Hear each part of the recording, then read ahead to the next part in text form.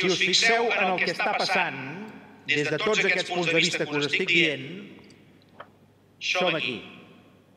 Estem a les difamacions i de ple, estem a les amenaces i de ple, estem a les provocacions i de ple, i estem a l'intent de dividir el poble de Catalunya en funció de l'origen de les persones, de la parla i en alguns moments fins i tot dels cognoms. I som.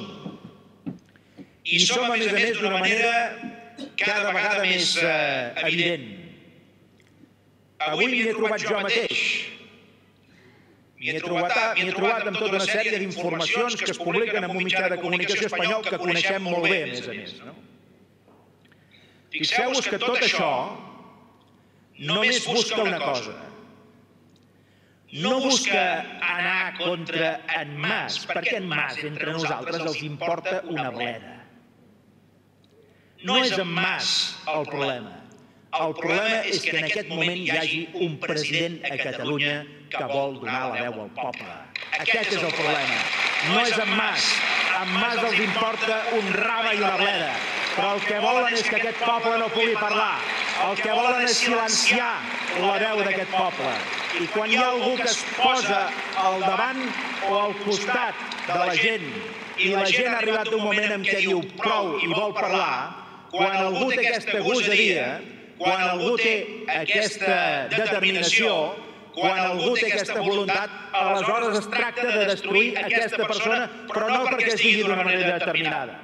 No perquè es digui d'una manera determinada. Perquè si en aquest moment no fos el president de Catalunya, se n'oblidaria absolutament de mi. I si sent el president de Catalunya donés l'esquena al poble en lloc de fer-li costat, també s'oblidarien de mi. M'enteneu? També s'oblidarien de mi.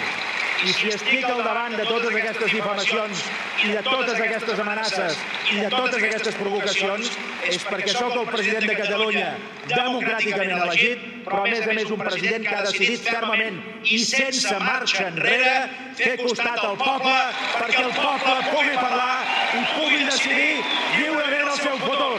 Per això m'ataquen, per això em difamen, per això em calumnien i no per una altra cosa. M'enteneu? És per això. És per això.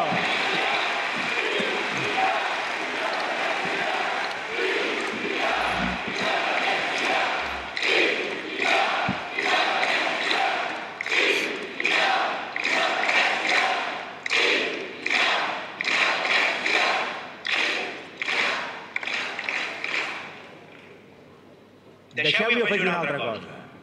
Ja he dit que això era molt improvisat. I per tant pot sortir com sigui això. Però és igual. Deixeu-me afegir una altra cosa. Alguns es poden pensar fora d'aquí que si aparten en Mas d'aquesta carrera han resolt el problema. Tampoc en aquest sentit han entès res.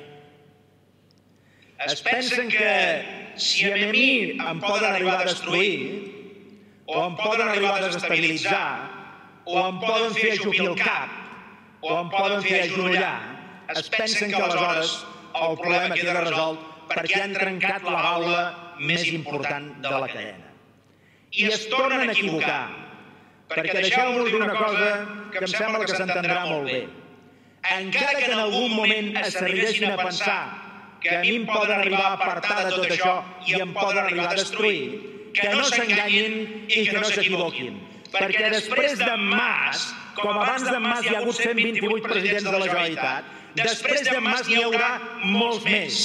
I passarà, perdoneu, i passarà una altra cosa. Passarà una altra cosa, que si un dia es pensen que a mi em poden arribar a destruir o apartar de tot aquest procés, els hi sortiran altra gent, com els Espadaler, com els Viles, com els Rafús, com els Garcías, com els López i com els Fernández, que es faran càrrec d'aquest país i també es posaran al davant. També es posaran al davant.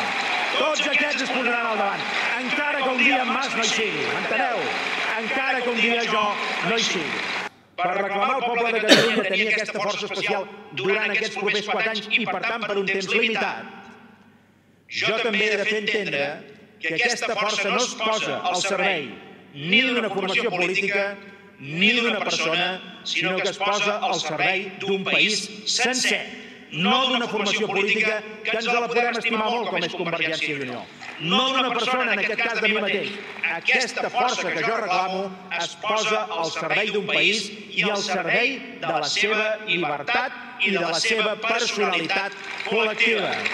Perquè deixeu-m'hi afegir una altra cosa. El que es pretén ara, per part d'alguns, amb totes aquestes difamacions, amb totes aquestes calúmnies i amb tots aquests atacs i amb aquestes amenaces, ara el que es pretén sobretot és que aquest poble no pugui ni parlar. Perquè sabeu què passa? Que ells saben que si el poble de Catalunya no pot arribar a parlar és que el poble de Catalunya no existeix. I neguen la major, que no existim. Si no existim, és evident que no podem decidir res. I exactament al contrari, si existim, si som un poble, si som una nació per voluntat dels catalans i les catalanes d'avui, si som un poble i som una nació, aleshores, evidentment, tenim el dret a decidir el nostre futur. I aquest és el dret que ells volen silenciar. Aquest és el dret que ells volen anul·lar. Aquest és el dret que ells volen aniquilar. Aquest és el dret que ells volen fulminar. Per això la batalla d'aquest 25 de novembre, la batalla també és l'estat propi, també és, com heu dit molts, la independència, d'acord, però la batalla fonamental d'aquest 25 de novembre és si Catalunya existeix com a poble, com a nació, i té dret a decidir el seu futur. I aquí estan cridats la gent que és independentista i la que no ho és, perquè la consulta sobre la independència de Catalunya o sobre l'estat propi vindran aquests propers 4 anys. Però el meu compromís definitiu, ferm, que aquest sí que no té marxa enrere, és que el poble de Catalunya, de manera democràtica i pacífica, serà consultat en aquests propers 4 anys, pesi a qui pesi, sobre el seu futur col·lectiu. I no hi haurà ningú que ho podrà impedir si els catalans i les catalanes no ho volem tampoc impedir. A tots aquells que es pensin que a través d'aquí aconseguiran alguna cosa, no ho aconseguiran. Jo també els plantaré cara, mentre tingui el poble al meu costat. Si el poble no falla, us ho he dit abans, jo no fallaré. Poden dir el que vulguin, perquè jo estic emocionalment i interiorment preparat per rebre el que calgui, mentre tingui el poble al costat.